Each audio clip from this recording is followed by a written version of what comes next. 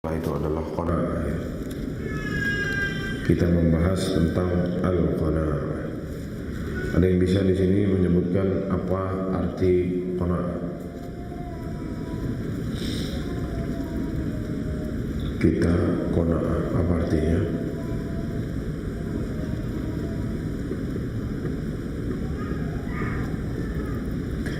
Salah satunya ada 5 kalau tidak salah pernah disebutkan.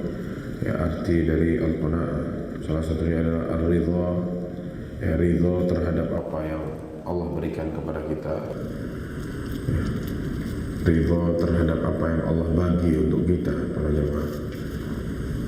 Ridha bima atahullahu wa katabahu wa qasama, sebagaimana yang dapat disebutkan barusan. Juga ya, qanaah juga bisa dimaknai adalah istighna bil mawjud, ya, cukup dengan yang ada saja, wa tarkun litashawufi ila al-mafqud, ya, meninggalkan itu hal-hal yang tidak kita miliki. Sudah, kita sibukkan diri sama yang ada saja, jangan kita noleh ke sana kemari lihat-lihat apa yang tidak kita punya, ya. Ada juga yang mengartikan qanaah adalah istighna bil halal, mencukupkan diri dengan yang halal, at-tayyib, yang baik, ya, dari yang haram dan yang keji. Jadi dia tidak mau sama yang haram, tidak mau sama yang keji, cukup sama yang tayyib dan yang halal. Ada juga yang mengartikan bahwasanya qanaah itu ayaktafil mar'u bima yamlik, seseorang merasa cukup atas apa yang dia miliki, wala yatma' fi ma la yamlik, dan tidak tamak kepada apa yang tidak dia miliki. Dan ada juga yang mengartikan qanaah itu ya imtila'ul qalbi birridha, hati yang dipenuhi dengan ridha, wal bu'du 'anit tasakhuti wasyakwa, ya, memenuhkan diri kita, hati kita dengan yang namanya keridhaan dan menjauhi dari, ya, kemurkaan, dan menjauhkan diri dari yang namanya, ya, komplain, terus banyak mengadu, apa istilahnya, menggerutu, ya, itu bukan dari sifat qanaah. Para jemaah yang dirahmati Allah Subhanahu wa taala, dan juga sudah dibahas, ya, bahwasanya ada sebab-sebab yang mengantarkan seseorang kepada qanaah. Yang pertama sudah dijelaskan sebab, ya, jembatan antara kita dengan qanaah itu, agar kita bisa qanaah, betul-betul qanaah, yaitu adalah yang pertama al-imanu billahi ta'ala, beriman kepada Allah Subhanahu wa taala, bahwasanya Allah itu adalah Maha Pemberi rizki. Kita harus imani itu dengan kuat jika memang kita mau jadi hamba Allah yang qanaah. Yang kedua sudah dijelaskan juga, ya, tadzakkurul abdi anna dunya ila zawal, seorang hamba harus mengingat bahwasanya dunia itu ujungnya nanti adalah kehancuran. Wa anna mata'aha ila fana, dan kenikmatan-kenikmatannya pun akan habis. Itu poin yang kedua. Jika kita mau qanaah, memiliki sikap atau sifat qanaah, kita harus tancapkan dalam diri, dunia ini akan hancur, ya, akan habis semuanya, sama nikmat-nikmatnya pun sudah nanti tidak nikmat lagi, sudah tidak ada yang abadi di dunia ini. Poin yang ketiga yang sudah dijelaskan juga, bahwasanya seseorang yang ingin qanaah itu harus, ya, melihat, ya, seseorang melihat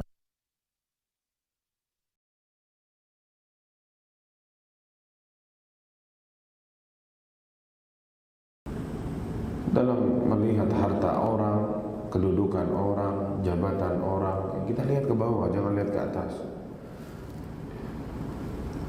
Kalau kita lihat ke atas terus, sulit sepertinya kita mau qanaah. Keadaannya kurang terus.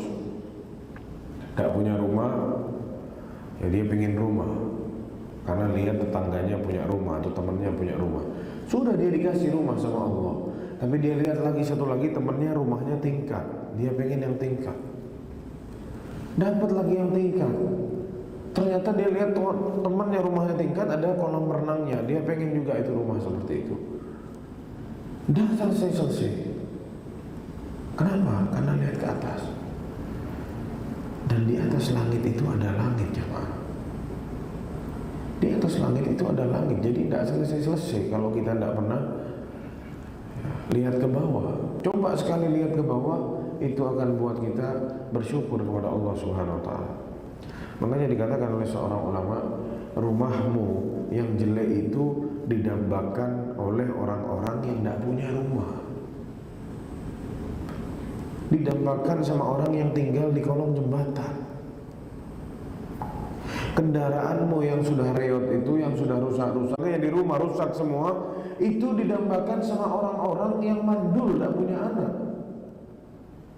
Pekerjaanmu yang berat itu, yang mungkin pekerjaannya di dalam diri dia ini pekerjaan hina, memalukan, padahal itu pekerjaan halal, itu didambakan sama orang pengangguran yang ke barat ke timur cari kerjaan tapi tidak dapat kerjaan. Jadi seluruh yang kita miliki para jamaah sekalian itu didambakan sama orang ternyata. Tapi kita tidak sadar-sadar bahwasanya ya itu adalah nikmat dari Allah.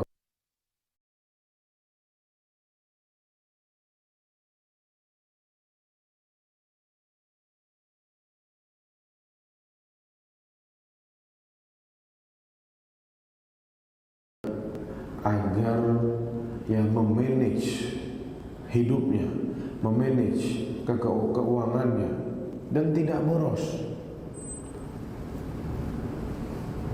Dia jaga dirinya agar tidak boros dalam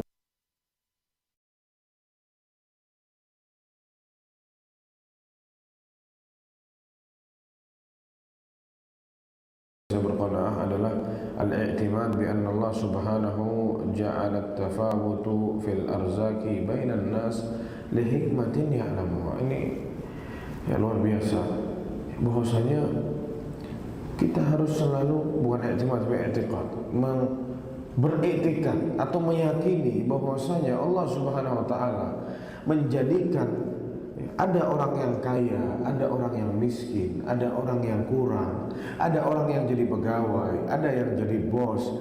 Itu semua ada hikmahnya. Yang mana tidak ada yang tahu hikmahnya melainkan Allah Subhanahu wa taala. Jadi orang ya tidak berambisi berlebihan, saya harus jadi atasan seperti itu. Ya, jadi dia terima keadaan dia. Kenapa? Ada hikmahnya. Mungkin kalau Anda jadi dia, Anda sombong. Mungkin kalau Anda jadi dia, Anda tidak bersyukur kepada Allah. Mungkin kalau Anda jadi dia, Anda tidak bisa pegang amanat. Mungkin kalau Anda jadi dia, Anda bakal korupsi misalkan. Wallahu a'lam. Tidak ada yang tahu jemaah. Jadi semua ini yang bergulir, orang kaya, orang miskin, ada pejabat, ada yang duduk, ada yang jadi ini, ada yang jadi itu, semua ada hikmahnya yang mana tidak ada yang tahu hikmahnya melainkan Allah Subhanahu wa taala. Ini salah satu ya, jika sama kita diletakkan dalam diri kita, kita bisa qanaah dan merasa cukup. Poin yang keenam, ini juga menurut Anda sangat penting, yaitu al-ilm. Kita harus ketahui, kita harus berilmu bahwasanya kaya dan miskin itu dua-duanya adalah ujian dari Allah Subhanahu wa taala. Di mindset kebanyakan orang, miskin itu ujian. Tapi nyatanya kaya dan miskin itu ujian. Tidak punya istri ujian, punya istri ujian. Tidak punya anak ujian, punya anak ujian. Kita di dunia ini hanya berpindah dari satu tempat ke tempat yang lain, menjalani ujian di atas muka bumi ini. Ada orang-orang yang bermindset, Masya Allah ya Allah itu sayang sama kamu, kamu tidak diuji. Kenapa? Karena temannya kaya, dia ngomong begitu. Salah, fatal. Rasulullah SAW saat Isra wal Mi'raj melihat neraka dan lihat surga. Saat Rasulullah lihat surga, kata Rasulullah apa? Ternyata paling banyak penghuninya orang miskin. Di surga itu paling banyak penghuninya orang miskin. Kemana yang kaya? Kok tidak kelihatan? Bukan berarti orang kaya tidak masuk surga. Tapi di sini ada sinyal, ada isyarat dari Rasulullah, orang kaya itu gagal saat diuji oleh Allah Subhanahu wa taala. Adapun orang miskin banyak yang lolos dari ujian. Jadi banyak di surga. Bukti bahwasanya ya kaya dan miskin adalah ujian dari Allah Subhanahu wa taala. Dan dibantah jelas sama Allah dalam surat Al-Fajr. Fa'ammal insanu idza mabtalahu rabbuhu fa'akramahu wa na'amahu fayaqulu rabbi akraman. Seseorang kalau sama Allah Subhanahu wa taala yang dilepas, dibukakan pintu rezeki sama Allah, dikasih banyak sama Allah, fayaqulu rabbi akraman. Dia bilang Allah Subhanahu wa taala memuliakanku, Allah sayang sama aku. Wa amma idza mabtalahu, tapi kalau diuji dengan faqadara alaihi rizqahu, dengan disempitkan sama Allah rezekinya, fayaqulu rabbi, apa kata dia? Ahanan, Allah menghinakanku. Itu yang di mindset kita, ya, seorang manusia yang mungkin tidak ngerti hakikat bahwasanya kaya dan miskin itu ujian. Ya, sama Allah dipertegas dalam Al-Quran. Yang dikasih kelebihan dia rasa Allah memuliakan anak, dia lupa bahwa itu ujian. Yang dikasih kesempitan, dia bilang Allah merendahkan anak, kata dia. Subhanallah. Kata Allah apa? Kalla, tidak seperti itu. Sekali-kali tidak. Salah itu pemikiran. Bukti nyatanya, siapa manusia di atas muka bumi ini yang paling dicintai oleh Allah Subhanahu wa taala? Siapa? Rasulullah SAW. Pulang ke rumahnya mau makan, tidak ada makanan di rumahnya. Antum pernah tidak ada tanya masuk ke dalam rumah tidak ada makanan di rumahnya? Tanya sama istri, tidak ada apa-apa, tidak ada mas. Telur tidak ada, beras tidak ada, roti tidak ada, tidak ada sama sekali. Susu tidak ada, semua tidak ada. Pernahkah seperti itu? Ya mungkin ada yang pernah. Cuman ya dia bersegera keluar belanja, pulang ke rumah. Dia sudah waktunya belanja. Rasulullah pulang, tidak ada. Bukan terus ke pasar beli, nah, ya sudah saya puasa karena Rasulullah begitu. Sampai mungkin berhari-hari seperti itu tidak makan. Sampai diceritain suatu hari sudah tidak kuat lapar, tidak bisa. Sallallahu alaihi wasallam. Maka para jamaah sekalian, karena kata-kata yang mungkin mudah kita sebut dalam lisan kita, tapi sudah dimasukkan ke dalam hidup berat. Apalagi hidup di kota metropolitan seperti ini, godaannya banyak. Makanya kita temui orang-orang yang setiap keluar seri terbaru mobil atau handphone atau sepeda motor, dia ganti terus itu yang baru, diuber sama dia. Bosnya miliarder, handphonenya handphone butut. Sudah ngelek-ngelek, sudah tidak bisa ditelepon, sudah susah. Anak buahnya gaji tidak seberapa, setiap tahun kredit HP baru. Untuk apa? Apakah dia butuh? Itu tidak butuh. Kenapa? Jadi tidak habis-habis jemaah. Sudah datang Idul Adha, tidak lupa dia. Kenapa uangnya habis ganti handphone? Subhanallah. Ya itulah salah satu efek orang yang tidak murah, berantakan. Yang mestinya dia keluarkan dia tidak keluarkan, yang sama dia mestinya tidak dikeluarkan sama dia dikeluarkan. Efek berbahaya dari orang-orang yang tidak bertobat. Para jemaah yang dirahmati Allah Subhanahu wa taala, Rasulullah sallallahu alaihi wasallam bersabda, "Qad aflaha man aslam." Telah beruntung orang-orang yang telah masuk Islam. Wa ruziqa kafafan, dan diberi rezeki yang cukup. Wa qanna'ahu Allah bima atah, dan Allah buat dia qana' atas apa yang Allah berikan. Qad aflah, sungguh telah berjaya, telah berhasil orang-orang yang sudah masuk Islam, diberi kecukupan oleh Allah Subhanahu wa taala, dan dikasih sifat qanaah dalam hatinya. Mahal para jamaah, qanaah ini mahal. Tapi masih banyak, alhamdulillah, banyak orang-orang yang qanaah. Sering anak lihat orang yang uangnya no limit, tapi gayanya seperti orang-orang yang baru sama orang biasa, tidak terlalu berbeda, tidak menonjol. Dan seperti itu juga Rasulullah SAW. Suatu hari datang orang Badui. Dia belum tahu wajahnya Rasulullah. Nabi ini jamaah, utusan Allah. Subhanallah.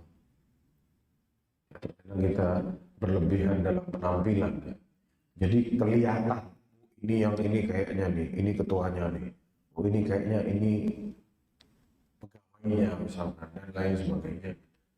Karena apa? Dari penampilannya kelihatan berlebihan. Ini orang Badui datang.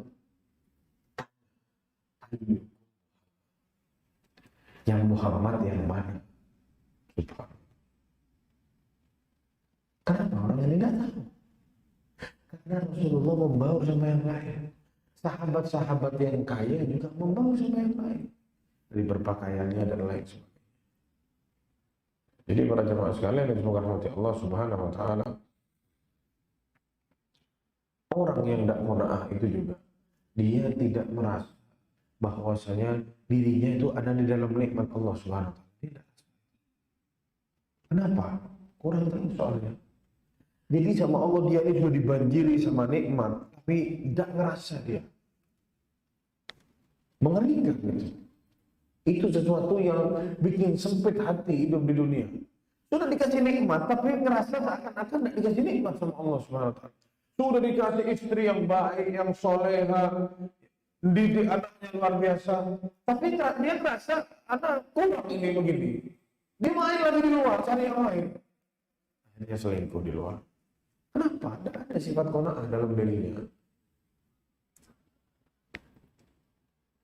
Sudah punya kendaraan yang bagus dan lain sebagainya, kayaknya kurang enak. Ini di sebelahnya ada mobil-mobil kelas yang di atasnya kurang pantas kayaknya pakai ini. Kayaknya semua. Makanya kata Imam Ibnu Qayyim, nikmat itu ada 3 macam. Katanya Imam Ibnu Qayyim, nikmat itu ada 3 macam. Yang pertama, nikmatun hasilatun ya'lamu bihan abad. Nikmat yang sudah Allah berikan kepada seorang hamba dan diakui dan hambanya tahu bahwasanya ini nikmat dari Allah Subhanahu wa taala. Itu jenis yang pertama. Alhamdulillah. Kalau kayak gitu alhamdulillah. Ada pun yang kedua, nikmatun muntadhiratun atau muntadharatun yarjuha. Nikmat yang ditunggu-tunggu dan diharap oleh seorang hamba. Biasanya seorang hamba berdoa kepada Allah, dia tunggu nih nikmat ini kapan datang. Yang ketiga, wa ni'matun huwa fiha la yash'ur biha. Nikmat yang seorang hamba ada di dalamnya, tapi hamba itu tidak merasa. Ini yang bahaya. Kita sama Allah diberi nikmat yang sangat banyak para jamaah sekalian, tapi terkadang sulit dirasakan. Kita sudah punya, kita merasa tidak punya. Ada uang, tidak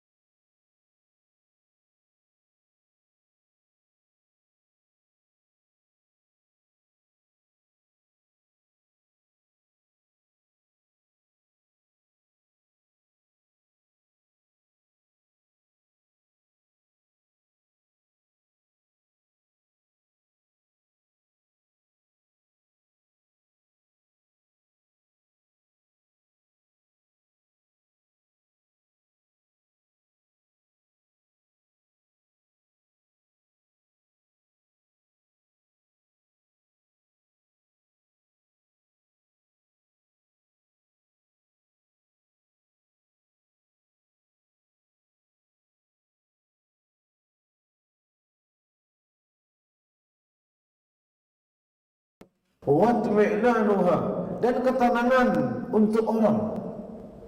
Ketenangan untuk orang tersebut.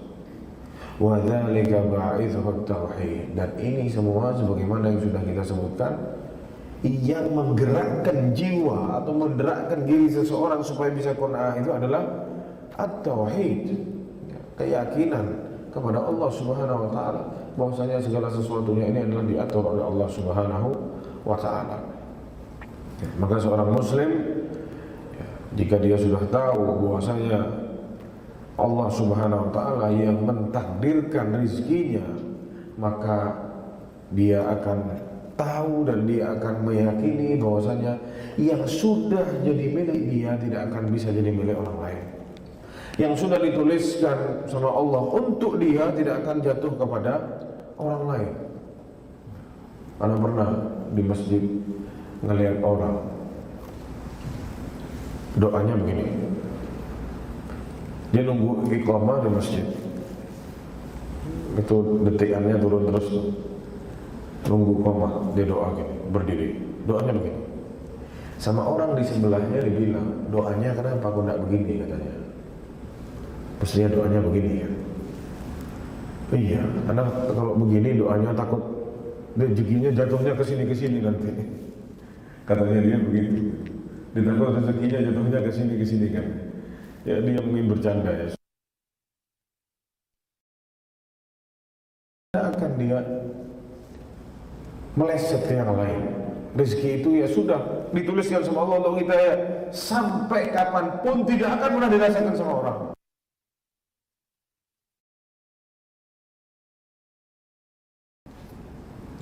Dan juga ingat sabda Rasulullah SAW bagi orang-orang yang sulit untuk berqanaah. Ingat sabda Rasulullah SAW, lan tamuta nafsun hatta tastakmila rizqaha. Tidak akan satu jiwa itu mati, dicabut oleh Allah rohnya sampai lengkap sempurna rezekinya. Subhanallah. Bahkan ada ulama yang bilang rezeki itu ngejar kita lebih cepat daripada kematian mengejar kita. Kita ini setiap hari diintai sama kematian, ya Pak, diikutin kita. Sampai datang waktunya habis. Rezeki lebih cepat lagi ngejar. Kalau memang rezeki kita, dia akan datang sebelum kita mati.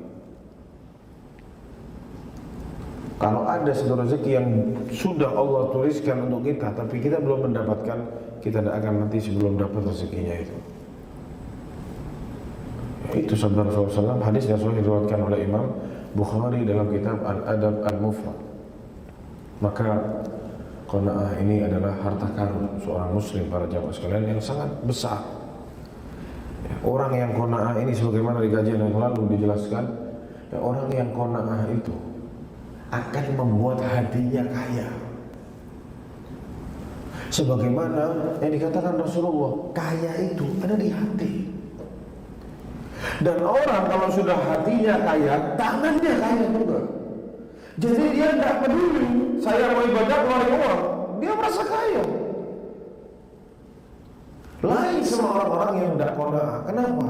Tidak qanaah, hatinya miskin. Orang kalau sudah hatinya miskin, katanya Imam Ibnu Abi Hatim rahimahullah, orang kalau sudah hatinya miskin, tidak ada gunanya hartanya yang sangat banyak itu. Kata beliau, mau hartanya sebanyak apa, dia akan merasa miskin. Kenapa? Hatinya miskin. Makanya kita temui orang-orang yang meskipun tidak seberapa bisa berkurban, meskipun tidak seberapa bisa berangkat umroh, meskipun tidak seberapa dia bisa sedekah sama orang, berbagi sama tetangga, menyantuni anak yatim, bisa, padahal tidak seberapa uangnya. Mungkin Anda kenal sebagian orang tersebutnya. Anda juga tahu beberapa orang seperti itu, Anda kenal. Tidak seberapa. Yang gaji tidak seberapa, dia hidupkan anak. Tapi karena jiwanya kaya, dia merasa dengan ini saya ini kaya, jadi saya harus berbagi. Akhirnya dia berbagi sama orang. Subhanallah. Bersyukur sama Allah Subhanahu wa taala. Bersyukurnya dengan amalan. sebagaimana yang sudah dijelaskan. Kita ini harus bersyukur. Syukurnya dengan apa? Bukan cuma di lisan saja, alhamdulillah. Kebanyakan kita kalau dapat nikmat, alhamdulillah, Allah maha baik memang ya. Kalau memang rezeki tidak kemana. Tapi kalau tidak dapat, ngomongnya lain. Kalau tidak dapat, bahasanya beda. Bukan itu bersyukur jemaah. Bersyukur kepada Allah Subhanahu wa taala itu perlu dibuktikan dengan amalan. Makanya kata Allah Subhanahu wa taala dalam surat Sabah kalau tidak salah, "I'malu ala Daud syukra." Subhanallah. Beramallah kamu wahai anak cucunya Daud. Apa maksudnya? Nabi Sulaiman.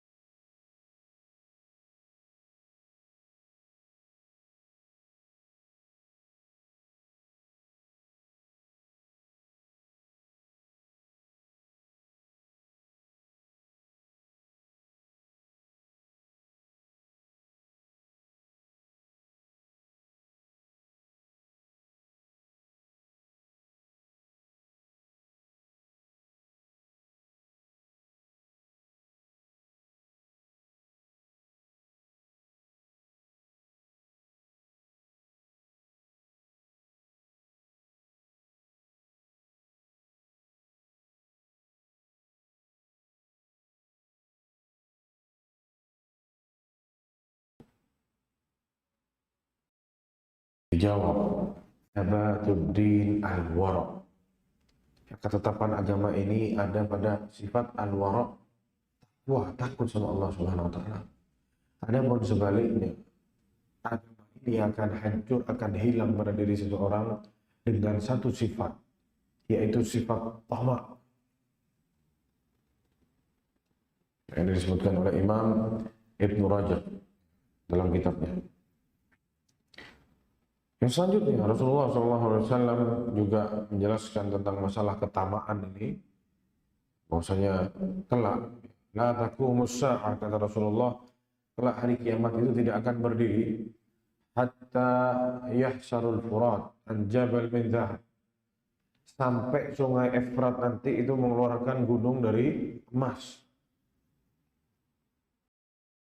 Ya katatilun nasu alaihi, yang membuat manusia ribut saling. Dan 100 orang itu bilang, sepertinya mudah-mudahan saya yang satu yang selamat itu, karena tamaknya sama harta. Sudah dikasih tahu dari 199. Jadi 99% kita ini mati. Dari 100, kalau kita masuk dalam 100, jadi kita ini 99% mati, 1%-nya hidup. Sekarang kita disuruh pilih, kita tidak akan maju, coba. 99% mati. Ya orang yang masih ada akalnya, masih lurus akalnya, tidak akan ikut campur ke sana. Tapi nanti, karena sudah tidak ada yang namanya sifat qanaah, orang semuanya sudah pada tamak semua, rusak agamanya. Sudah dikasih tahu 99 akan mati, tapi tetap maju dengan percaya diri dari yang satu itu, saya mungkin jadi yang satu orang itu yang selamat karena terlalu tamak. Dan juga disebutkan di sini perkataan sahabat yang mulia Sa'ad bin Abi Waqqas radhiyallahu anhu kepada anaknya, ya bunayya, wahai anakku, idza talabta syai'an fatlubhu bil qanaah. Jika engkau menginginkan sesuatu, maka mintalah dengan qanaah.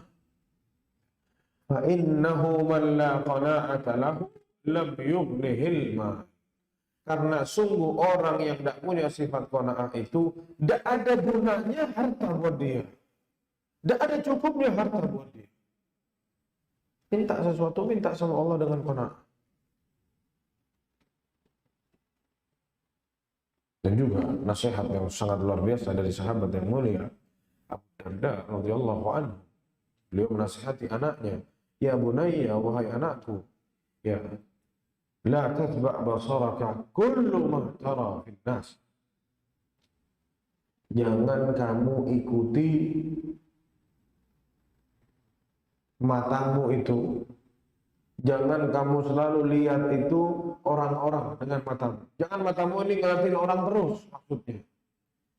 فَإِنَّهُ مَنْ يَتْبَعْ بَصَرُهُ كُلُّ مَا يَرَى فِي النَّاسِ يَضِلُّ تَحَزُّنُهُ. Karena orang-orang yang matanya terus ngelihat ke orang, lihat fulan dan lihat ini, lihat itu, tidak habis-habis, akan panjang kesedihannya. Dan tidak akan pernah kering itu rasa geramnya dalam hatinya. Pengen ini, pengen, tapi tidak bisa, geram. Sedih terus, ya, hatinya panas terus, ya. Wa man lam ya'rif nikmatallahi illa fi matmamihi aw min mashrabihi faqad dhalla ilmu. Dan barang siapa yang tidak pernah tahu nikmat Allah kecuali bagi dia nikmat Allah itu makanan dan minumnya saja, maka sungguh orang itu sedikit ilmunya, kata Abu Darda. Wa hadara adzabuhu, dan orang itu sedang diazab sama Allah Subhanahu wa taala. Orang yang tidak merasa di atas nikmat Allah, melainkan kalau dia lagi makan dan minum, urusan perut saja, itu hakikatnya orang itu tidak tahu punya ilmu atau tidak punya ilmu. Orang yang tidak ngerti, orang jahil, dan dia sedang diazab sama Allah Subhanahu wa taala. Disiksa orang yang seperti itu. Wa man lam yakun ghaniyan minad dunya fala dunya lahu. Orang yang tidak pernah cukup sama dunia ini, maka tidak ada dunia baginya. Sama seperti yang dikatakan oleh Imam Ibn Abi Hatim tadi. Kalau orang itu tidak pernah merasa cukup hatinya, tidak pernah merasa kaya hatinya, kekayaannya, dunianya, tidak ada gunanya buat dia. Tidak akan pernah dia rasakan nikmatnya. Maka para jamaah sekalian, sungguh rahmati Allah Subhanahu wa taala. Ya, semoga Allah Subhanahu wa taala memberi kita sifat qanaah. Sedikit demi sedikit kita coba perhatikan ke bawah, syukuri apa yang sudah Allah berikan pada kita. Coba sama kita di list, kalau perlu di kertas kosong, apa saja nikmat Allah yang sudah Allah berikan pada kita. Semuanya coba. Badan sehat, bisa duduk di majelis ilmu, punya kendaraan, mata sehat, bisa baca, bisa melihat, telinga sehat, penyakit tidak ada, sampai mungkin umur sudah agak tua, masih sehat. Itu semua nikmat dari Allah Subhanahu wa taala. Bisa nafas oksigen bebas tanpa harus bayar tabung oksigen. Kaki ini bisa melangkah dengan tepat, lurus. Dan ada jutaan nikmat lagi yang tidak bisa disebutkan. Kenapa aku tidak bisa disebutkan? Allah yang bilang. Kalau kalian mau itu nikmat Allah, tidak bisa. Subhanahu wa taala. Dan terus kita sebutkan apa yang tidak nikmat. Di baliknya, di kertas yang tadi, tulis di baliknya apa ujian yang Allah berikan. Ujiannya cuma 1, 2, atau 3. Nikmatnya ada ratusan. Mungkin kertas itu bisa buat kita sadar bahwasanya Allah cinta sama kita. Allah itu kasih nikmat kepada kita luar biasa, jemaah. Tapi kita tidak pernah merasa. Yang selanjutnya, para jemaah sekalian, sebagaimana pembahasan kita, bahwasanya kita perlu tahu pastilah ya, jalan menuju kebahagiaan. Kita ini ingin hidup bahagia dengan cara-cara yang baik. Kita ingin hidup tenang dengan cara-cara yang baik. Dan kita sebagai muslim harus selalu berusaha agar dunia, barzakh, dan akhirat kita itu dipastikan tempat kita berbahagia di sana, keamanan di sana, dan ada kenikmatan di sana. Jangan kita mencukupkan dunia aja, jemaah. Oh, dunia, anak sudah enak, itu yang jadi nomor 1 buat dia. Jangan. Seorang muslim itu mestinya menjadikan, ditaruh di kepalanya dunia, barzakh, dan akhirat. Tiga-tiganya ini harus enak semuanya, tiga-tiganya harus nikmat dan aman semua. bahagia semua. Dunia sebentar lagi hilang, habis. Entah kita mati, entah kiamat. Salah satu. Intinya akan habis semua. Kalau di barzakh kita tidak enak, apalagi di akhirat tidak enak, repot jemaah. Salah satu cara yang disebutkan oleh Syekh Abdurrahman bin Nasir As-Sa'di adalah at-tafa'ul lil mustaqbal wa du'a'i bi salahi. Optimis kepada hari esok dan berdoa agar kita selalu dituntun oleh Allah berbuat baik dan senang hidup di dunia ini, mulia hidup di atas muka bumi. Dahulu orang-orang kafir, ya sebelum zaman Rasulullah SAW, mereka itu bukan orang-orang yang pesimis atau bukan orang-orang yang optimis, tapi mereka itu orang-orang yang pesimis. Mereka gantungkan nasib mereka di busur panah.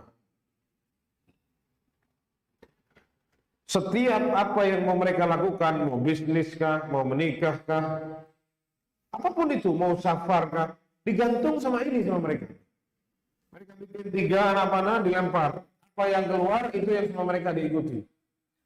Yang pertama tulisannya iya, yang kedua tulisannya jangan, yang ketiga, yang tengah-tengah abaikan. Jadi kalau dilempar keluarnya abaikan, berarti harus lempar lagi. Batal itu berarti. Gagal. Undiannya gagal. Mengundi nasib mereka seperti itu. Mereka tidak optimis. Tidak menyandarkan semua kepada Allah Subhanahu wa taala, disandarkan ke ini. Kalau dilempar iya yang keluar, berarti kalau dia mau menikah ya berarti sudah jodoh anak menikah. Gantung ke busur panah ini jemaah. Kalau tidak, dia tidak berani melangkah. Jadi safar, tidak jadi mau nikah. Tahun depan kita lihat, kita coba lempar lagi apa hasilnya. Subhanallah. Para jemaah subhanahu wa ta'ala, Allah subhanahu wa ta'ala berfirman dalam surat Al-Hasyr ayat 18, ya ayyuhalladzina amanu ittaqullaha wal tanzur nafsun ma qaddamat lighad. Wahai orang-orang yang beriman, bertakwalah kepada Allah. Wal tanzur nafsun, dan agar kita cek, kita pastikan apa yang sama kita akan diajukan di depan Allah di hari esok. Wattaqullah, bertakwalah kepada Allah. Innallaha khabirun bima ta'malun. Sungguh Allah mengetahui apa yang kalian kerjakan. Ini sinyal dari Allah Subhanahu wa taala agar seorang muslim agar beramal untuk hari esoknya. Yang mana ini ditafsirkan oleh banyak para ulama adalah hari kiamat. Wa ghadduhu dunyawi innama huwa amalun lil ghaddil ukhrawi. Besoknya dia di dunia ini itu hakikatnya adalah besoknya dia untuk di akhirat. Para jamaah yang Allah Subhanahu wa taala. Seorang muslim seharusnya di dalam keseharian dia sekarang yang dia kerjakan sekarang ini sama untuk masa depannya. Ya'mal bima amarahullah. Harusnya mereka itu beramal dengan apa yang diperintahkan oleh Allah Subhanahu wa taala. Wa yujanibu dzulmu nafsah. Dan dia menghindarkan dirinya dari namanya kezaliman yang dirinya perbuat. Ini mestinya para jamaah.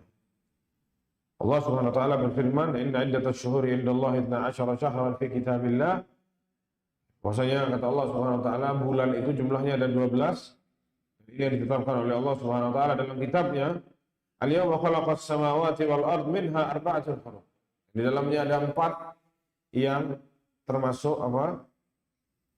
Bulan haram. Apa saja? Dzulqa'dah, Dzulhijjah, Muharram, terus Rajab. 3 nempel, satunya bisa. Dzulqa'dah, Dzulhijjah, Muharram, yang satunya bulan Rajab. 4 bulan haram.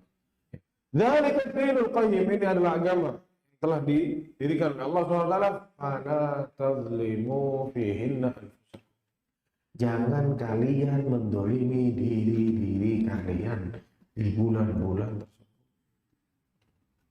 Maka bagi setiap muslim agar selalu optimis, husnudzon kepada Allah Subhanahu wa taala, merealisasikan tauhidnya, merealisasikan imannya sebagaimana yang sudah kita pelajari tentang asma dan sifat Allah Subhanahu wa taala, agar orang tersebut selalu yakin bahwasanya Allah Subhanahu wa taala itu sayang sama dia, lebih dari dia sayang sama dirinya sendiri. Banyak orang jamaah yang pesimis, janganlah nanti begini, nanti gagal, mau keluar dari pekerjaan yang haram, jangan, nanti gak dapat pekerjaan, anak gak mau keluar, nunggu ada gantinya dulu. Gimana mau diganti sama Allah kalau yang kita kerjakan dimurkai sama Allah Subhanahu wa taala? Yang ada di mindsetnya dia, jangan kayaknya kita hidup nanti akan sulit, sumpah sama Allah Subhanahu wa taala. Makanya seorang muslim itu harus tahu bahwasanya Allah Subhanahu wa taala itu lebih cinta sama hambanya daripada hamba itu cinta sama dirinya sendiri. Maka hambanya itu agar bersegera merendahkan dirinya untuk meraih sebab-sebab keridhaan Allah Subhanahu wa taala, agar dia dapat mendapatkan kebaikan-kebaikan dari Allah di kemudian harinya. Kita ini jamaah, kalau memang kita ini mau jadi hamba yang sama Allah, dikasih jalan yang baik ke depan, syaratnya itu satu, takwa sama Allah, ridho kepada Allah, mencari sebab-sebab agar diridhoi sama Allah Subhanahu wa taala. Jangan sudah kita ini pesimis, husnudzon sama Allah Subhanahu wa taala atau suudzon sama Allah Subhanahu wa taala, amalan kita pun salah-salah. Amalan kita pun dimurkai sama Allah Subhanahu wa taala. Gimana untuk hari esok besok? Gimana? Mau lari kemana jamaah? Dalam satu hadis kata Allah Subhanahu wa taala, hadis qudsi para jamaah sekalian, inna rahmati sabaqat ghadabi. Rahmatku itu mendahului marahku, kata Allah Subhanahu wa taala. Ini ya sangat jelas. Allah Subhanahu wa taala rahmat, maha rahmat, mencintai hambanya luar biasa. Jadi tidak ada alasan kalau hambanya itu mau pesimis dari rahmat Allah Subhanahu wa taala. La taqnatu min rahmatillah. Jangan putus asa dari rahmat Allah Subhanahu wa taala. Orang kalau sudah pesimis, sulit hidupnya mau bahagia. Mau bergerak ke sini, jangan, nanti begini. Mau bergerak, jangan. Udah, tidak bakalan bisa. Tidak bakalan sembuh. Tidak usah, sudah. Gimana mau bahagia kalau dipagerin sama yang namanya pesimis? Makanya kita disuruh yang namanya pesimis agar hidup kita ini bahagia. Allah itu, para jamaah sekalian, punya 100 rahmat yang Allah turunkan di muka bumi ini cuma 1. Itu disabdakan oleh Rasulullah SAW. Dengan yang satu ini, seorang orang tua dapat mencintai anaknya luar biasa, hewan sama anaknya cinta luar biasa, kita bisa tersenyum ketawa dengan kawan-kawan, punya teman baik, hanya karena satu rahmat Allah yang Allah turunkan di atas muka bumi ini. 99-nya sama Allah ditunda untuk besok di hari kiamat. Para jamaah, maka barang siapa yang mengetahui sunnatullah kepada makhluknya, kepada hamba-hambanya, maka orang ini tidak akan pernah takut akan di kemudian hari. Orang ini tidak akan pesimis. Fa innal aqibatu littaqwa. Orang ini tahu bahwasanya ujungnya yang membahagiakan kelak itu hanya bagi orang yang bertakwa. Allah Subhanahu wa taala ya berjanji bahwasanya orang-orang yang bertakwa kepada Allah, berbuat baik, beribadah kepada Allah Subhanahu wa taala, taat sama Allah, Allah akan kasih dia kebahagiaan dan kebaikan di atas muka bumi ini. Jadi yang mau dibahas di sini, optimis itu tadi harus dibangun di atas ketakwaan kepada Allah Subhanahu wa taala. Bukan sebaliknya, kebablasan optimis. Kerjaannya nipu orang. Bismillah, kita yakin, mudah-mudahan orangnya ketipu.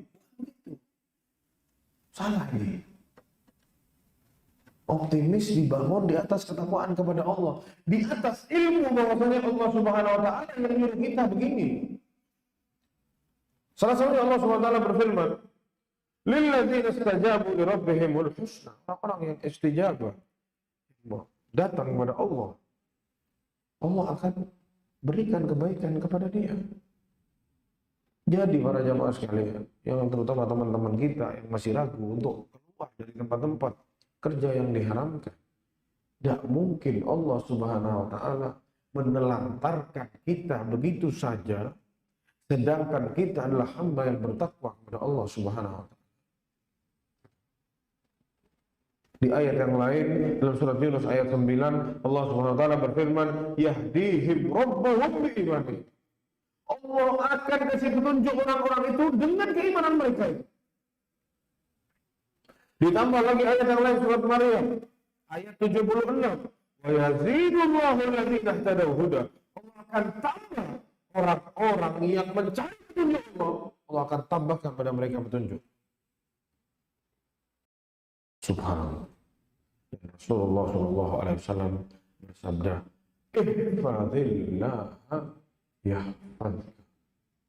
Jaga Allah Subhanahu Wa Taala pada dirimu. Jaga batasan-batasannya Allah Subhanahu Wa Taala pada dirimu. Allah akan jaga kalian. Mau bahagia? Salah satu caranya itu optimis. Dengan apa optimis itu? Ini jaga batasan-batasan Allah. Yakin kalau Anda bertakwa sama Allah, Allah akan permudah jalan. Dan juga para jamaah sekalian, Umar bin Khattab radhiyallahu anhu mengatakan bahwasanya suatu hari dia mendengar Rasulullah sallallahu alaihi wasallam bersabda, "Lau tatawakkaluna 'ala Allahi haqqa tawakkulihi." Kalau kalian bertawakal kepada Allah sebenar-benarnya tawakal. Optimis di sini termasuk juga di dalamnya ada sifat yang namanya tawakal. Menggantungkan kepada Allah Subhanahu wa taala masa depannya kelak, hari esok. Tugas kita cuma berusaha yang baik dan bertakwa kepada Allah Subhanahu wa taala, salat, puasa, berzikir, mengingat Allah Subhanahu wa taala, itu tugas kita sama usaha. Kalau kalian betul-betul bertawakal kepada Allah sebenar-benar tawakal, razaqakum kama yarzuqut tayr, Allah akan memberi kalian rezeki sebagaimana Allah kasih burung rezeki. Taghdu hinasan wa taruhu bitana. Berangkat perutnya lapar, pulang perutnya kenyang, bisa ngasih anaknya makan. Kita lihat orang-orang di zaman sekarang. Berangkat matahari belum terbit, pulang anak istrinya sudah tidur. Rezekinya segitu-segitu saja. Tidak sholat, terlalu sibuk, terpesanan, ada pesanan, telepon sana, telepon sini, azan, muazzinnya teriak-teriak, tidak ada. Rezekinya segitu aja. Kenapa para jamaah? Ya karena memang kita hidup di dunia bukan untuk itu. Kita disuruh kerja sama Allah, kita disuruh usaha, gantungkan kepada Allah, husnudzon sama Allah SWT, tafa'ul, optimis. Allah akan kasih selama Anda bertakwa kepada Allah SWT. Allah SWT berfirman, "Innallaha yudafi'u 'anil ladzina amanu." Allah SWT akan membela mereka-mereka yang beriman kepada Allah SWT. Ditambah lagi, wa may yattaqillaha yaj'al lahu makhraja. Barang siapa yang bertakwa kepada Allah, Allah akan beri jalan keluar. Wa yarzuqhu min haitsu la yahtasib, dan diberi rezeki oleh Allah dari jalur yang tidak pernah dikira sama dia. Orang yang optimis para jamaah sekalian, husnudzon kepada Allah, bertawakal kepada Allah, dan didampingi sama yang namanya bertakwa dan beriman kepada Allah, Anda yakin orang itu orang yang paling tenang hidup di atas muka bumi. Yang ada di kepala dia, Anda beribadah kepada Allah, Anda tidak makan yang haram, Anak insya Allah taat sama Allah, dilarang anak jauhi yang diperintahkan anak kerjakan. Mungkinkah terus Allah mau menyia-nyiakan hambanya seperti itu? Sedangkan Allah itu merahmati hambanya. Nah, tidak merasa ada orang yang merasa dibuang begitu saja oleh Allah. Sedangkan dia adalah hamba Allah yang bertakwa. Dan Allah juga berfirman dalam surat Yunus ayat 62 dan 64. Ala inna awliya Allahi la khawfun alaihim wa lahum yahzanun. Sungguh wali-wali Allah adalah mereka-mereka yang tidak takut dan juga tidak bersedih. Siapa mereka? Allazina amanu wa kanu yattaqun. Orang itu, wali-wali itu adalah mereka-mereka yang beriman dan bertakwa kepada Allah Subhanahu wa taala. Lahumul busyra fil hayatid dunya wa fil akhirah. Bagi mereka kabar gembira di dunia dan di akhirat. Para jemaah.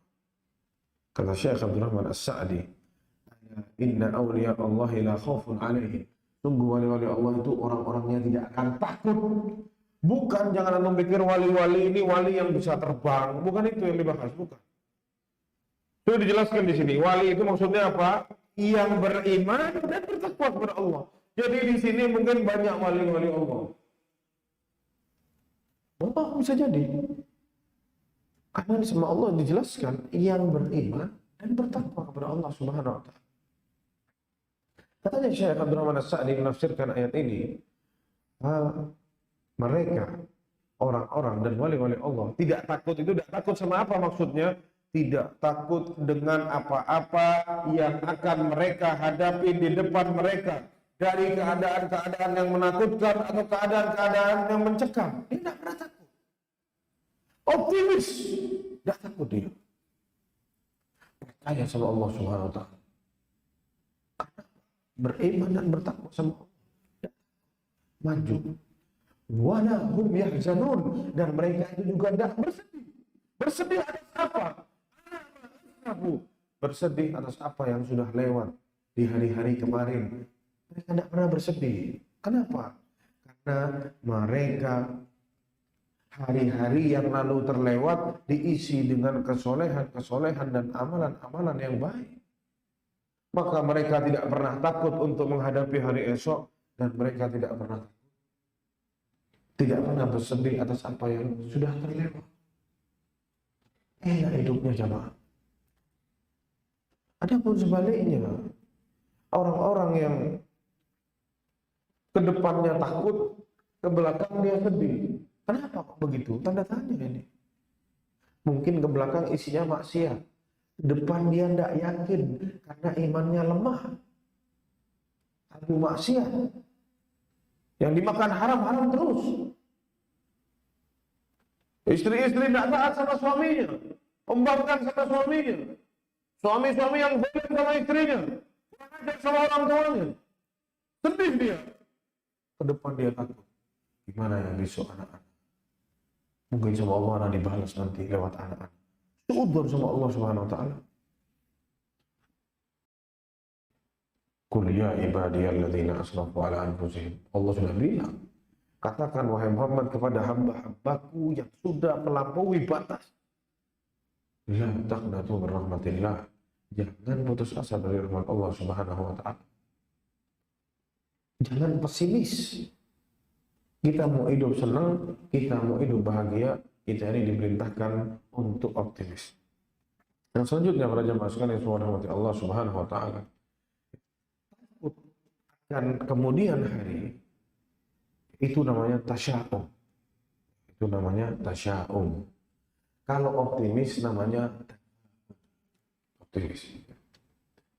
Perlu diketahui tasya'um ini, pesimis ini itu dapat meletakkan seorang hamba dalam kebingungan, dalam ketakutan, dalam kegelapan, dan dapat membuat diri kita semua ini tidak bisa bangkit untuk melakukan amalan-amalan dunia dan amalan-amalan akhirat, amalan-amalan yang berbau agama.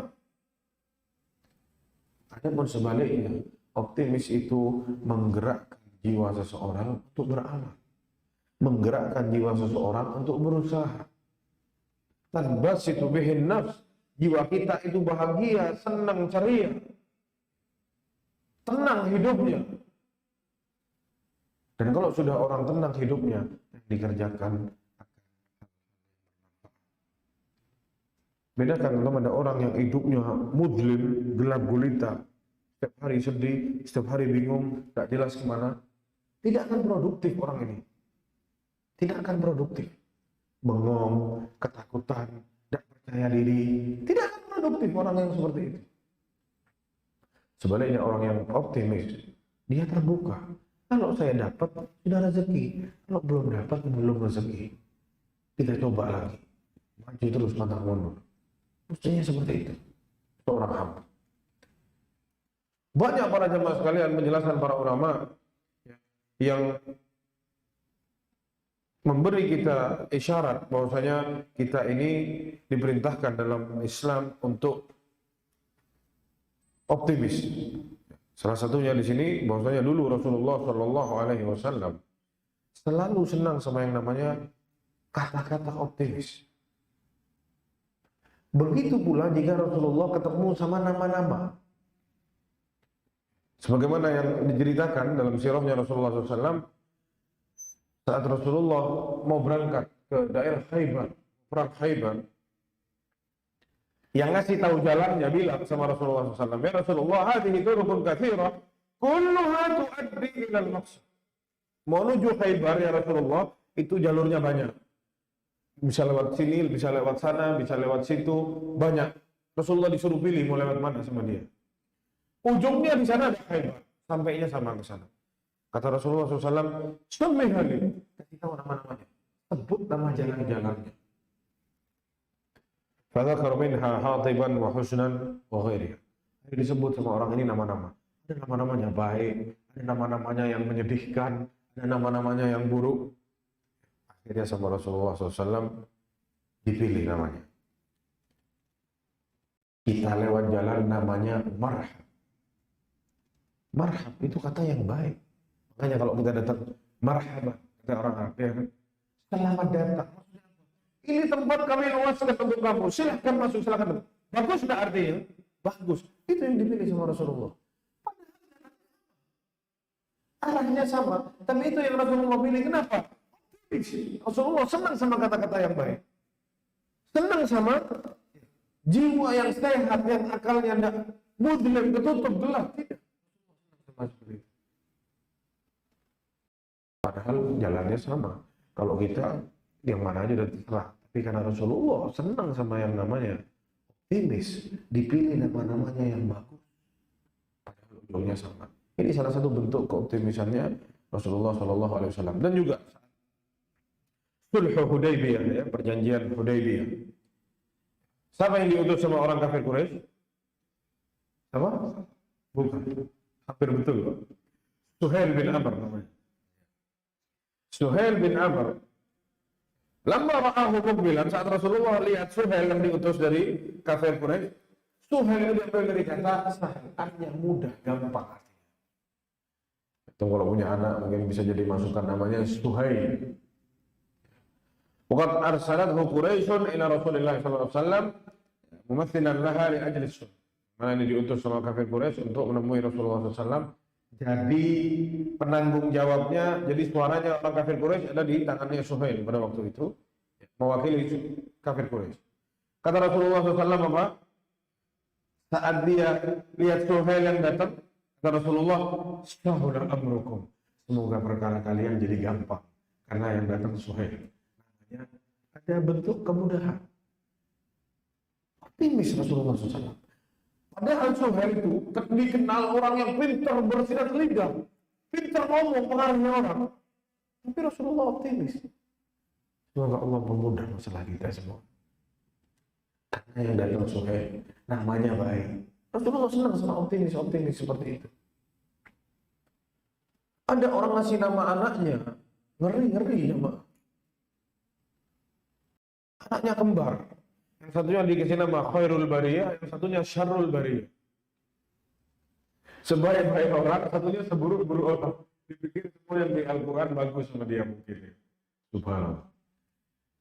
Sampai nama-nama kita disuruh cari nama-nama yang baik. disuruh ngomong yang baik-baik sama anak kita. Awas, nanti jatuh.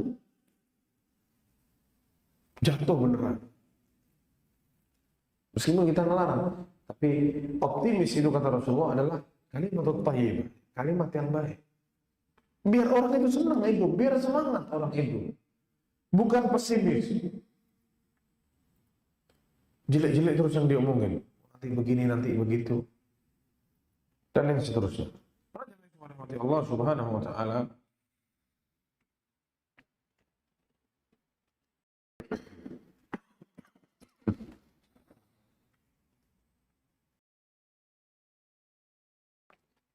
yang selanjutnya menjelaskan di sini perkataan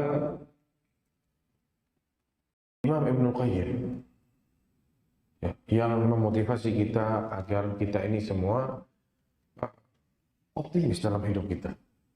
Nah, Imam Ibnul Qayyim rahimahullah mengatakan asasu kulli khair, asas dasar dari segala kebaikan itu adalah ta'lama anna ma sya'allahaka ma sya'allahuka.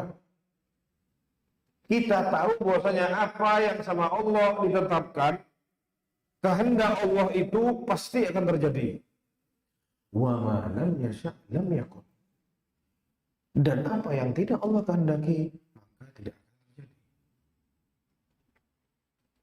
Maka dari situ para jamaah sekalian yang semua rahmati Allah Subhanahu wa taala, jangan kita ini pernah mundur selama kita itu benar. Kita sudah berdoa kepada Allah, kita sudah minta kepada Allah, kita sudah menjadi hamba Allah yang bertakwa kepada Allah. Kita menginginkan sesuatu, maju, jangan mundur. Meskipun mungkin dipikir di akal sulit, tapi kita diperintahkan untuk optimis. Dan kita lihat zaman dulu gimana peperangannya para sahabat, para jamaah sekalian. 300 orang. Apakah Rasulullah kendor? Rasulullah yakin dengan ayat-ayat yang kita baca tadi, Allah akan bela hamba-hambanya yang beriman. Allah innallaha yudafi'u 'anil ladzina amanu.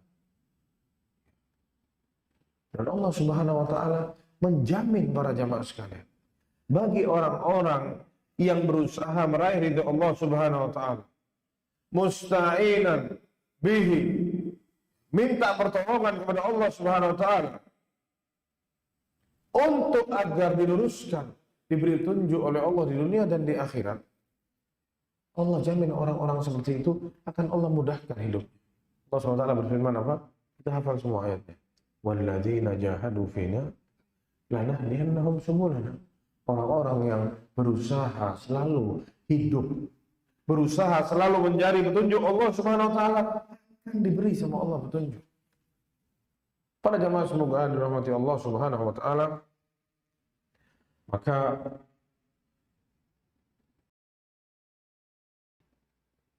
perlu kita camkan baik-baik, kita butuh dengan yang namanya qanaah dalam hidup kita, dan kita juga butuh sama yang namanya optimis. Bukan berarti kita qanaah, ya udahlah segini saja, terus kita pesimis, tidak berusaha, bukan itu. Kita berusaha terus, optimis, kita berusaha qanaah juga, sama Allah dikasih, alhamdulillah. Tapi jangan ini memutus usaha kita. Selama kita berada di jalan yang benar, kita mau dakwahkan teman misalkan, kita mau cari rezeki lebih, selama kita benar, bukan cara yang diharamkan oleh Allah Subhanahu wa taala. Jangan pernah mundur. Tawakkal 'ala Allah, berangkat bismillah. Semoga Allah Subhanahu wa taala memudahkan jalan kita di dunia ini, dan yang paling penting memudahkan kita kelak di akhirat. Mungkin sekian para jemaah sekalian yang Anda sampaikan. Ini ada beberapa pertanyaan yang mungkin harus dijawab.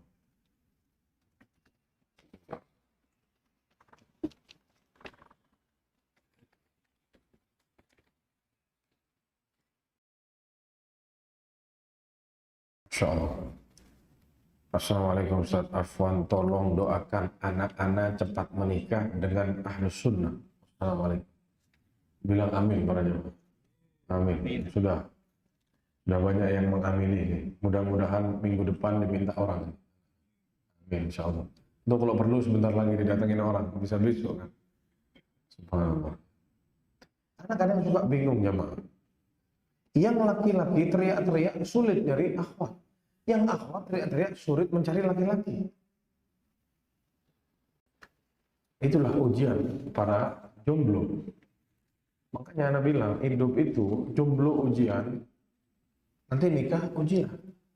Tidak punya anak ujian, punya anak ujian. Kita hanya berpindah dari satu ruang ujian ke ruang yang lain. Yang selanjutnya,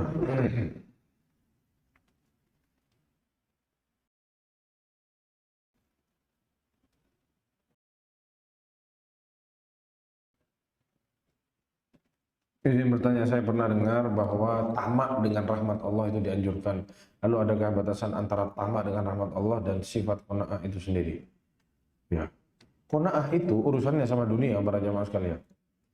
Kalau tamak sama rahmat Allah bukan urusan dunia itu. Harus kita tamak dengan rahmat Allah. Doa setiap hari, zikir, sholat. Kenapa? Karena mencari rahmat Allah Subhanahu wa Ta'ala. Kita ingin menjadi hamba yang dicintai sama Allah. Tidak masalah, ini tidak tercela. Yang tercela itu tamak sama dunia yang dihasilkan oleh sifat tidak qanaah. Jadi qanaah itu jangan dipakai ke rahmat Allah. Alhamdulillah sudah cukup ya Allah, rahmatmu anak tidak butuh lagi. Nah kayak gitu jemaah. Bukan begitu ya. Allahu a'lam bishawab.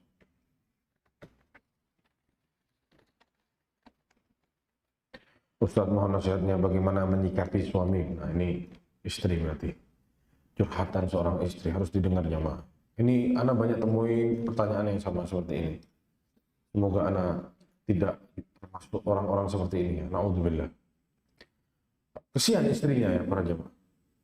Bagaimana menyikapi suami yang tidak qanaah? Ketika dia sudah memiliki istri yang soleha, yang taat kepada suami, di sini anak kurang cocok nih. Istrinya mengklaim dirinya soleha. Tapi kalau taat sama suami mungkin. Dan mendidik anak-anak dengan penuh cinta dan kasih sayang. Sementara suami kecantol dengan wanita lain. Allahu Akbar. Anak mau nasihati gimana? Sulit ini ya. Tapi yang perlu nasihati kayaknya istrinya dulu. Ya, jangan terlalu percaya diri sama kesolehan diri. Mau sesoleh-soleh kita harus pasang rasa takut bahwasanya jangan-jangan kita ini bukan orang yang soleh. Jangan terlalu percaya diri. Itu yang pertama.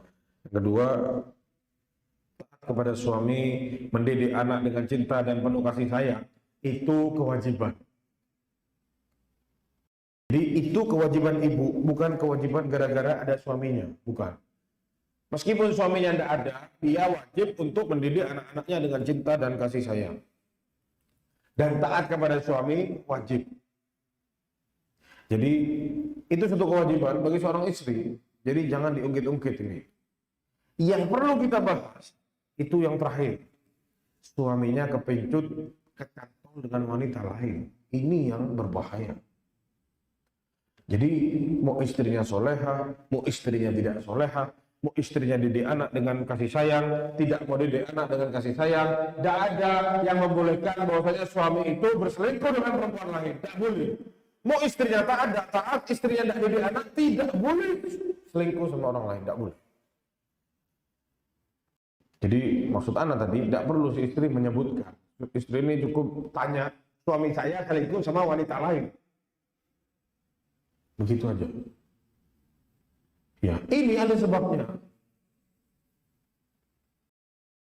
Sebabnya salah satunya imannya lemah.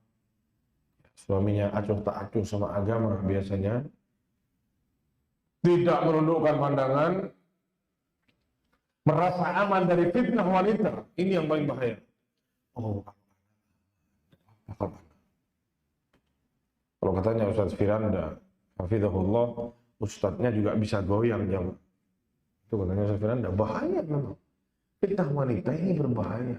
Jangan pernah kita merasa aman dari fitnah wanita, jangan. Udah mau dia sudah punya suami, sudah punya anak, saya tidak bakal mau. Anak saya baru 1, anaknya dia sudah 4, masa saya mau sama dia? Saya nyari yang perawan lah, tidak nyari yang punya anak 4. Wallahi, ada kasus perempuan punya anak 4, zina sama orang. Sudah beristri orangnya. Wallahi tidak mau. Dan dibilang pengajar lagi yang zina. Guru-guru ngajar ngaji, ngajar tahfidz Al-Quran, wallahi berzina sama ibu-ibu, punya anak 4 ibu-ibunya. Terbesit di kepalanya, tak pernah terbesit. Kenapa? Karena merasa aman. Oh, apa? Tak mungkin. Bahaya jemaah, perempuan ini bahaya. Rasulullah sudah bilang, ditinggalkan sama Rasulullah SAW, sepeninggalan Rasulullah tidak ada fitnah yang lebih bahaya bagi laki-laki dari wanita. Perempuan ini bahaya.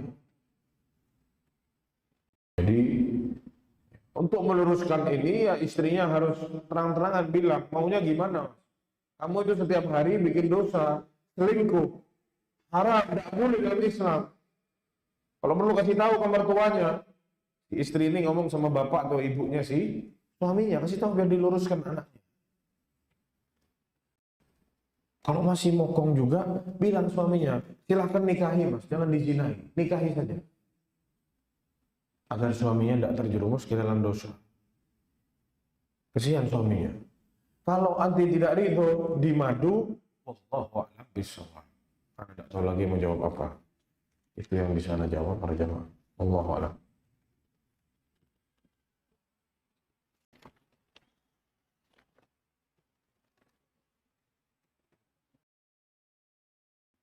Bagaimana agar tetap berada dalam sifat qanaah di kota metropolitan ini?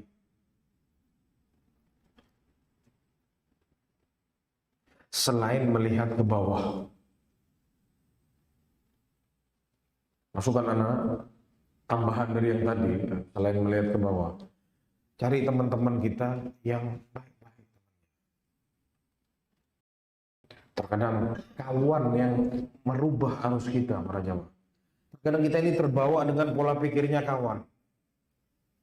Akhirnya awalnya kita lihat ke bawah, tapi karena kawan kita, kamu tahu ini enggak? Ini keluar yang baru loh. Ini merek ini. Awalnya kita yang lihat ke bawah, akhirnya noleh ke atas.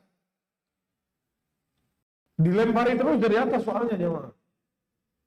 Akhirnya lihat, sekali lihat ke atas, ya sudah, lupa sama yang di bawah. Ada orang-orang yang tongkrongannya itu urusan dunia semua. Dari sepatu sampai celana sampai baju mereknya dibahas. Ini kainnya ini, beli di sini, harganya enak, bagus, keren, merek fulan dan fulan. Ada orang-orang yang begitu. Setiap hari bahas mobil terus, dari bannya, peleknya dibahas. Tidak ganti, ini pelek ini mantep nih. Kalau ada lubang yang goyang bukan mobilnya, lubangnya yang goyang. Dibahas setiap hari. Gimana dia mau lihat ke bawah? Nggak bisa jemaah. Bannya baru dipakai itu tidak enak jemaah. Kenapa? Di bayangannya dia lebih enak lagi soalnya. Iya, tidak enak kan? Dipakai. Itulah bahayanya kawan-kawan yang suka bahas seperti itu. Makanya pilih tempat nongkrong yang benar. Sudah benar ini nongkrong di masjid. Kajian mengingatkan seseorang untuk melihat ke bawah. Itu tambahan sedikit dari anak. Allahu a'lam.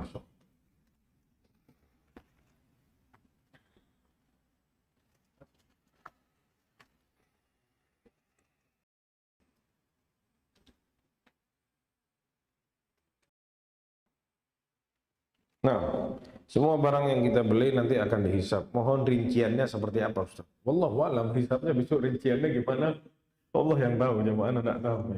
Misalkan sesuatu yang pernah Anda beli kemudian Anda sortir untuk diberikan kepada orang, dijual kembali. Apakah akan masih ada hisapnya? Rasulullah SAW mengatakan, La tazulu qadama 'abdin yawmal qiyamah hatta yus'alu an salat. tidak akan bergerak kakinya seseorang besok di hari kiamat sebelum ditanya masalah 3. Disebut yang pertama, yang kedua, terus disebut sama Rasulullah SAW hartanya, kata Rasulullah SAW. Dari mana dia dapatkan dan dikeluarkan untuk apa? Umurnya ditanya sama Rasulullah SAW, kata Rasulullah akan ditanya umurnya dipakai, dihabiskan untuk apa? Masa mudanya dihabiskan untuk apa? Udah itu aja. Tapi saat masalah harta, 2 ditanya. Dapat dari mana? Sama dipakai untuk apa? 1 sen akan ditanya semua sama Allah Subhanahu wa taala. Maka ini ngasih tahu kita, ya, kalau tidak perlu, tidak usah dibeli. Kalau perlu dibeli. Meskipun perlu, dihisab juga sama Allah besok masalahnya. Makanya orang miskin itu sebentar hisabnya, karena tidak banyak perputaran uangnya. Yang masuk ke rekeningnya tidak banyak. Kalau orang kaya terus setiap masuk, keluar ini terus ini tidak selesai. Tidak habis-habis ya maaf. Adapun rinciannya seperti apa, wallahu a'lam. Tapi itu kabarnya dari Rasulullah SAW. Seluruh yang kita kerjakan di atas muka bumi, termasuk yang berkaitan dengan harta, akan dipertanyakan oleh Allah Subhanahu wa taala. Wallahu a'lam bishawab. Dan yang terakhir para jamaah,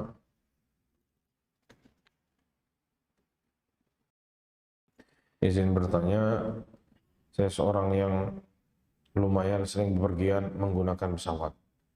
Kadang bahkan sering merasakan ketakutan, kepesimisan di tengah flight dengan banyaknya turbulensi. Tolong beri nasihat untuk anak saya. Jazakumullah khair. Nah, turbulensi ini memang mengerikan para jamaah.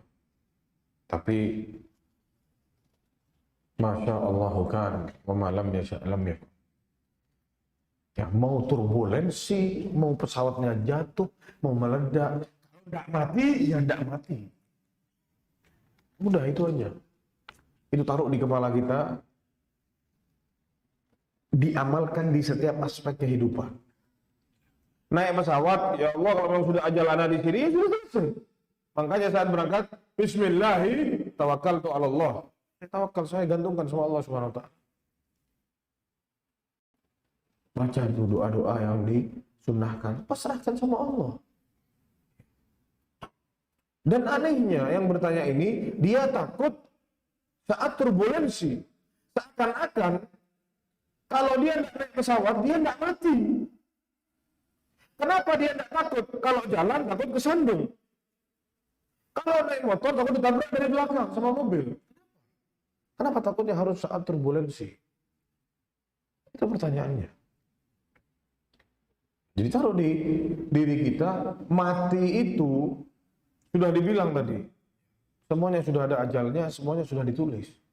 Rufi'atil aklam wa jaffatis suhuf. Penanya sudah ditarik dan kertasnya sudah kering, kata Rasulullah SAW. Selesai sudah, lahul mahfuz sama Allah sudah ditulis. Selesai sudah semuanya. Kita tidak bisa merubah-rubah isinya. Kalau memang itu pesawat mau jatuh, turbulensi, bahkan tanpa turbulensi, tahu-tahu dia tidak hancur, tidak pakai turbulensi, gimana? Jadi ini yang harus ada di kepala kita nih. Makanya disuruh mengingat terus kematian. Aksiru fi dzikri hadimil lazzat, kata Rasulullah, perbanyak itu untuk mengingat menghancur segala kelezatan. Entah di atas pesawat, entah di atas bahtera, entah di sepeda motor. Wallahi jamaah, kemarin ada video, antum semuanya lihat videonya, orang lagi lampu merah diserodot sama kontainer. Habis. Tidak turbulensi. Diam lagi, di rem motornya, lampu merah. Mati ya mati. Dan di antara mereka yang ditabrak itu, ada yang tidak mati. Yang dipikir mati semua, ada yang tidak mati. Dicium sama fuso besar, bukan fuso lagi, apa, kontainer. Ada isinya lagi kontainernya. Ada yang tidak mati. Cuman baret-baret saja. Ada yang tidak luka sama sekali. Ada. Belum ajalnya, tidak bisa jemaah. Nah itulah rahasia ajal, hanya Allah yang tahu. Kemarin ada pesawat Garuda diumbang-ambing sama angin puting beliung katanya. Gimana perasaannya yang bertanya kalau sedang di dalam pesawat tersebut? Jadi hidup yang paling enak itu bertakwa kepada Allah Subhanahu wa taala dan tawakal kepada Allah Subhanahu wa taala, dan jangan lupa kita berdoa kepada Allah akan diberi keselamatan pada Allah oleh Allah Subhanahu wa taala. Kita bisa jawab para jamaah sekalian. Sallallahu ala nabiyina Muhammad wa ala alihi wa sahbihi wasallam. Kurang lebihnya mohon maaf. Assalamualaikum warahmatullahi wabarakatuh.